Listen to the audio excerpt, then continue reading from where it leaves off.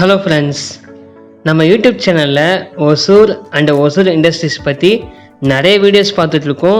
So இந்த வீடியோலையும் ஒசூரில் இருக்க இண்டஸ்ட்ரீஸ் அண்ட் அங்கே என்ன மேனுஃபேக்சரிங் பண்ணுறாங்க அதை பற்றி தான் இந்த வீடியோவில் பார்க்க போகிறோம்.